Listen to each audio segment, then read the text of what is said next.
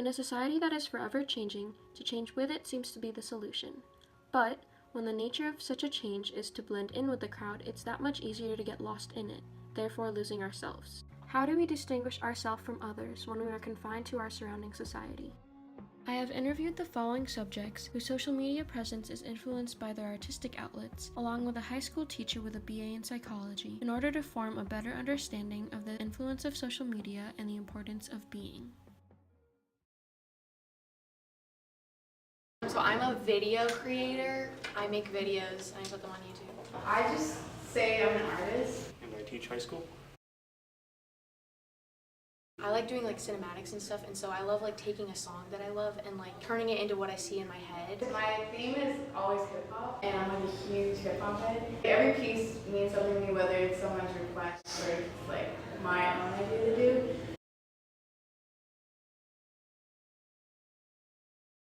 I would say a mix of both. Probably more of self-expression. It's a big artistic outlet for me, but I also hope to pursue it professionally. Musically. Probably just through music in general. Definitely. Yeah, because in the beginning I used it as a hobby, but I was like starting to recognize and it's become more like a local thing. Yeah. Then I definitely like take it under my wing. Yeah, actually it has. Talking to a camera and posting it online is like so weird, and I was really afraid that I would get so much backlash for it. But I think me like going and doing online school and then pursuing YouTube was like really helpful because I was able to not worry about what other people thought because I didn't have anybody to talk to on like a regular basis. I go into Walmart all the time with like a camera and I just don't care. I think in that medium it's like really changed me. Individuality is when you've obtained certain qualities about yourself that don't have anything to do with like outside influences. I think it's just your person however you want.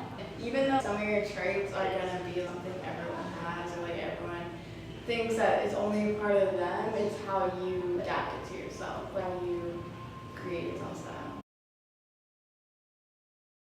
My Twitter is really like goofy. Like if I post my art on there, I post my art on there. And I think it is more representative of who I am, but definitely like the vast like Twitter audience does like still play a role. I think that it's a blessing and a curse because when you're like focused on what you're putting out there, that's pushing you to make it really good because you want to get like a good reaction out of it, but it can also be really toxic because it presents opportunities for you to compare yourself to others, and then it also presents opportunities for people to give you criticism, which can be good and bad. Like not all criticism matters, and so like it's difficult to like filter out the things that are helpful and maybe are just hurtful.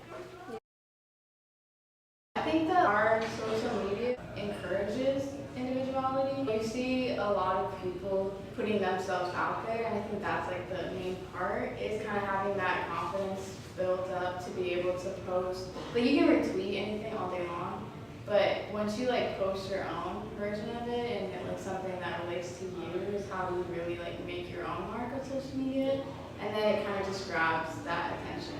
I think the most important of attaining individuality is don't care what other people think, and like if you care about what other people think too much, it becomes counterintuitive because you have individuality because you're doing what makes you happy, but if you're caring about what other people think, they're gonna see that and like it becomes ingenuine, and so it decreases the quality of what you're creating.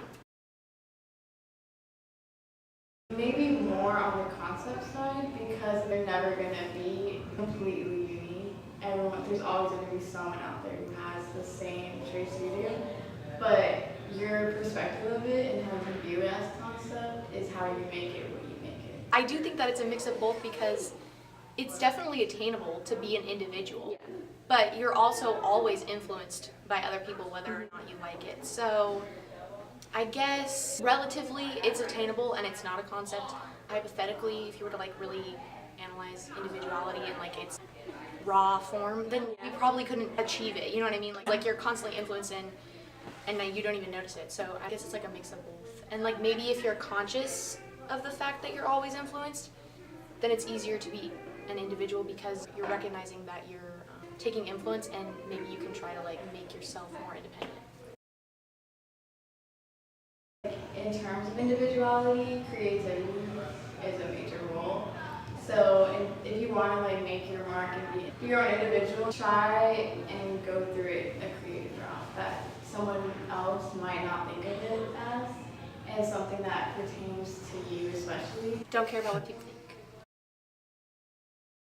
I think conformity is probably the biggest overall push. I think we do that more often than we realize in big ways and little ways. I think most of us try and find small groups that we can distinguish ourselves in, but that's more of our personal selves that we don't let out too often. But more or less when we leave the house, chances are we're going to be conforming to whatever the expectations are of the situation we find ourselves in. I think part of it is a very genuine need to connect with people, especially as our lives tend to become more and more busy and more hectic, and time for leisure, just even in adults, gets smaller and smaller the way the culture is moving. It's a lot more convenient to kind of comment back and forth than to have to set up a time to see somebody and to really maintain a relationship that way. So I think part of it is really true and genuine wanting friendships and wanting to maintain some kind of connection. And at the same time, there's a just as inherent need to kind of self-aggrandize a little bit, and the way you can post a picture of whatever you want. I think it's very self-satisfying.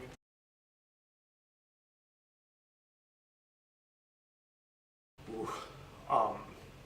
As a teacher of freshmen and sophomore students, I have to be honest when I say it's a little bit unnerving to see everybody talks like they're their own major social media personality, and it's interesting the way they've grown up in a world where everything they do is in reference to somebody else or somebody else's reaction to what they do. I haven't seen enough to really make up my mind one way or another, and I'd like to stay optimistic enough to think we'll be genuine.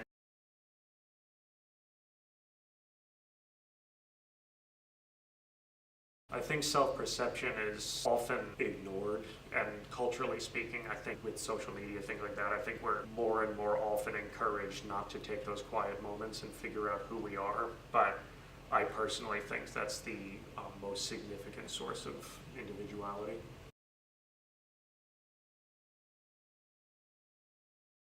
To a certain extent, I think you need one in order to have the other. Like most people who are really distinguished individuals, I think they had to do that as a consequence of growing up in a conforming society. Like they needed to be strong enough in their own identity to be able to weather the storm, so to speak, of all of the people around them encouraging to do the opposite of what they felt was right. I kind of think you need conformity in order to really distinguish who you are as a person. Social media has been a vital instrument in the development of younger generations. While it may be viewed as a channel for more conformity, these online profiles seem to have furthered the idea of becoming oneself, encouraging and rewarding others for being themselves. Anything we're not is a thing we're taught to fear. Though society tends to conform out of fear of what is different, it also creates the opportunity for people to truly become themselves. And so, it is up to the individual to simply be.